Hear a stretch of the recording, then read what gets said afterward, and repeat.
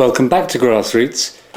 Yesterday was the Student National Day of Action, a day of protest against the swinging rises in their tuition fees. And we've been following it here on Vision on TV. And I thought we'd start with a little media review, looking at the corporate media, looking at the old media, the traditional media. There was, as you know from the previous protests, most of the coverage went on the breaking of windows in the Conservative headquarters. And protesters were quite divided on whether that was a good thing or not.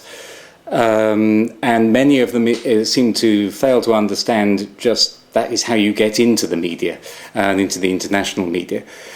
And yesterday there was the perfect incident again for that kind of coverage. We have this is from the Metro newspaper, which is distributed in London. Students stand up to masked troublemakers during protests. So here is a young woman in school uniform defending a police van, which was left in the middle of the street and became a target of protest and graffiti and so forth, and some people tried to turn it over. And immediately looking at this, it reminded me actually, this is a slightly sort of bad taste example, but it reminded me of Tiananmen Square in 1989, if you remember the famous image of the guy standing up to the tanks. Except, of course, in this case, this young woman's, as it were, doing the opposite thing. She's defending the sort of vehicles of state repression rather than the other way around, which is kind of ironic. And her position and of her and of other school students and people who protested this action was, this is distracting from our main protest. And that implies, I think, that our protests are one single issue. You know, that students don't have other things in their lives, don't have families who are affected by the cuts and all this kind of thing. And you know, one of the very interesting questions that's going to be coming up now is how are students going to take this new radicalism, this very exciting new radicalism, into perhaps wider life. Their life later, but also now, in terms of the number of struggles which are going around, especially in that almost nobody is untouched by the cuts brought in by the condemned government. Now, what we've got here is we should have a look, Hamish, at the independent media, okay, which is what we distribute. And what came out yesterday? What came out yesterday? Let me have a look. I think we've got some, on Vision on TV, we aggregated some great stuff through from Oxford. There's some filmmakers in Oxford who occupied the Radcliffe camera up on the ancient parts of the university, and I believe we've got a film here. Let's just have a quick look. Can we full screen that? Okay, Richard, tell us what's going on. Okay, this is my alma mater. That's what it's called, isn't it? I for my shame, I'm an alumnus of this university, and I used to go in that library a tremendous amount. What happened was this very famous 18th century building, the Radcliffe Camera, is now still currently occupied by students.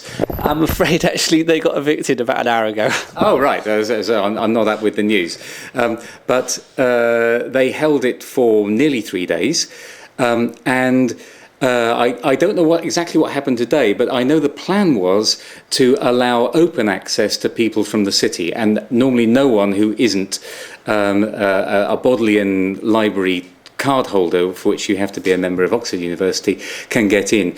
So that was really quite exciting as a sort of democratic dimension. Okay, so I believe this was shot and edited in a few hours and then put out straight away, and then it went out on Vision on TV and we were able to promote it wider, which is really good. Yes, and that's something which we're very keen to develop further in Vision on TV. Hence we have the templates on our produce page. If you go to visionon.tv/produce, you'll find them there. Which enable you to make citizen journalism on video and turn it around very rapidly. And it's good quality, and it's like television. The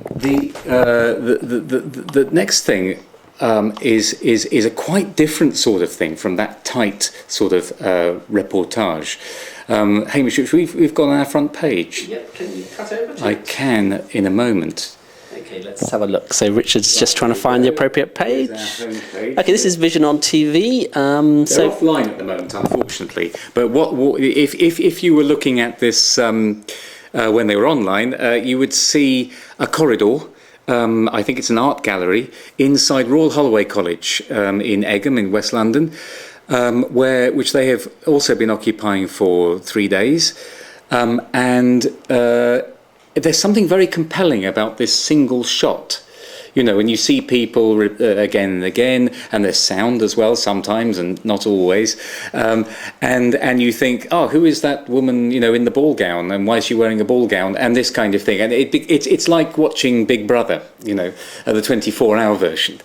Yeah, I was quite impressed actually, because normally live streaming doesn't work because there's no preparation. But actually, if you have a static situation with a group of people acting within that space, setting up a live streaming camera really does work. They just set it up at the end of the corridor, and you just saw the life of an occupation, which I really liked. So we've had it embedded for 3 days, and it's been great. Just tuning in occasionally, just see the latest updates. We tried to encourage them to do some pieces to camera, but I don't think we ever managed to actually get them to do it. They kind of think that they might have done it without us watching, actually.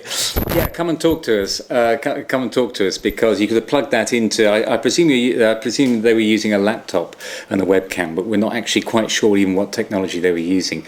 But this is great, because also there's a certain tension in that as well, because the significance is that shot and having the camera in that place, because here they have occupied the hallowed halls of their college, you know, which they're simply not allowed to do, and they're risking, you know, suspension and all this kind of stuff. So you're seeing an act of bravery and an act of significant protest.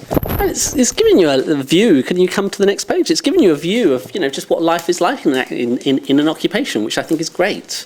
You know, people. It's an unmediated view of life, and actually it's done in a nice way. Normally, I'm not a great fan of live streaming. We've done a lot of it in the past, and we don't tend to do it now because, you know, there's no opportunity. You know, videos about compressing reality to make it interesting, and with live streaming, you actually see reality from one fixed point of view. It's like watching paint dry.